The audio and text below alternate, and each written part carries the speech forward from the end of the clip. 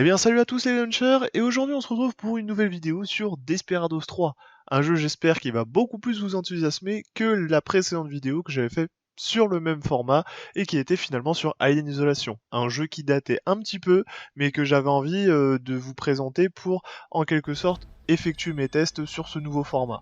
On va tout de suite passer à ce qui nous intéresse, à savoir la présentation du jeu. Alors, Desperados 3, c'est un jeu tactique en temps réel développé par Mimimi, édité par THQ Nordics sur Windows, PlayStation 4, Xbox One. Il est sorti le 16 juin, donc effectivement un jeu beaucoup plus récent. L'histoire se déroule dans les années 1870 au Far West avec divers lieux cultes comme le Colorado, la Louisiane ou bien le Mexique.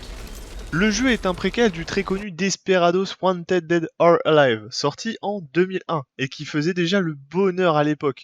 Vous savez, le fameux ordi que vous allumiez, ça faisait un magnifique son, Windows XP, bon enfin c'était le bon vieux temps, mais donc du coup, c'est sur cette plateforme-là que le jeu a été édité pour la première fois. Et c'était une des premières du genre, et c'est ce qui lui a valu finalement sa popularité actuelle, et ce pourquoi les développeurs se penchent de nouveau sur un nouveau Desperados 3. Ce n'est bien entendu pas le seul, d'autres se sont d'ores et déjà imposés, comme le fameux Shadow Tactics, très bon jeu également. Dans le premier, nous incarnions John Cooper, qui, avec un désir de vengeance, croisait des personnages qui avaient l'air de connaître notre héros. Et effectivement, on savait qu'il connaissait les personnages, mais on n'avait pas beaucoup d'infos sur leur provenance, sur comment ils s'étaient rencontrés. C'est donc la jeunesse de John et les rencontres avec ses personnages du précédent opus qui sera mis en avant dans ce tout nouvel épisode. On va tout de suite passer au gameplay. Alors la mécanique du gameplay est vraiment très simple. Des personnages sont mis à votre disposition, avec diverses armes et actions propres à leur personnalité. Il vous suffira alors de progresser dans le niveau, choisissant la meilleure approche et les compétences les plus appropriées à vos actions. Les ennemis possèdent des champs de vision et un pattern d'action qui vous permettra de réfléchir sur ce que vous voulez faire ou sur ce que vous voulez utiliser comme compétence de façon à vous frayer un chemin. Vous verrez votre champ de vision est composé de deux traces distinctes. Il y a une qui est beaucoup plus hachurée et l'autre simple, éclairée de vert. La partie hachurée étant la portée où vous pouvez rester discret si vous êtes accroupi. Bon, qui laisse place des fois à de petits délires, puisque finalement on se retrouve à quelques centimètres du monsieur, et tant qu'on n'est pas dans le rayon, évidemment, il ne vous voit pas. Donc ça se limite juste à un simple rayon. Ça rend le jeu un peu moins réaliste, mais effectivement, c'est obligatoire pour ce genre de jeu. Le jeu est bien sûr fait de façon à ne pas pouvoir réagir rapidement, avec des timers sur les différentes compétences et un temps de réponse instantané de la part de vos différents ennemis. Ça va forcer finalement le joueur à rester discret, à infiltrer stratégiquement les lieux, et vous aurez bien entendu différents types d'ennemis que je vous laisserai soin de découvrir sans trop vous spoiler.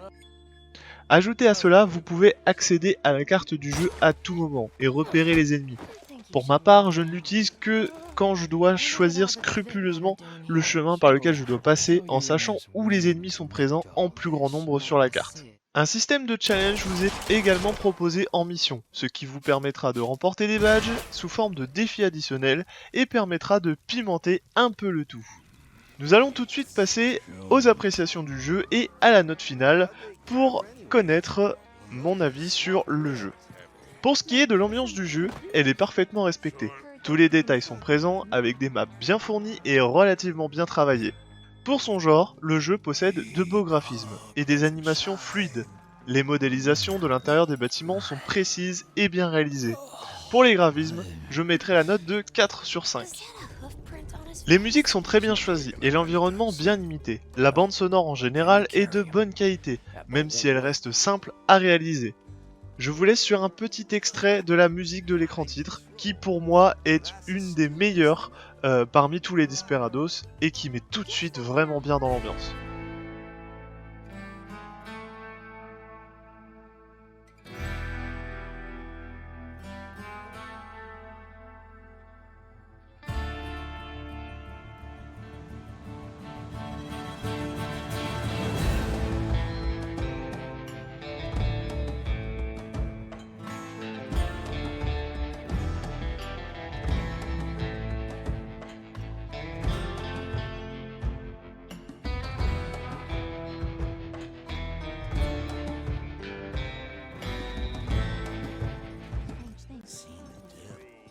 Non, réellement, elle ne vous fait pas rêver. Les doublages, on va peut-être pas en parler, parce que, bah, comme d'habitude, ils sont vraiment très très mal faits. Cependant, pour la bande sonore, je mettrai donc la note de 4 sur 5. Le gameplay est très complet et suffisamment garni pour ce type de jeu. Il est également plutôt intuitif avec son interface bien travaillée. Pour le gameplay, ce sera donc un 7 sur 8. L'histoire est cependant absente. Même si l'on revient sur le passé, j'aurais aimé plus d'objectifs, plus de sens. Ici, on a une trame assez vide, où il suffira juste de traquer un vilain méchant pour se venger. Quelque chose de plutôt banal finalement et que l'on retrouve dans beaucoup d'opus et beaucoup de titres différents. Pour moi, c'est le gros point négatif du jeu pour lequel je mettrais un 1 sur 3, soit une note totale de 16 sur 20. J'espère que cette vidéo vous aura plu. N'hésitez pas à vous abonner, à liker, à poser des commentaires. Et bah sur ce, je vous dis à plus pour une prochaine vidéo. Ciao, bye bye.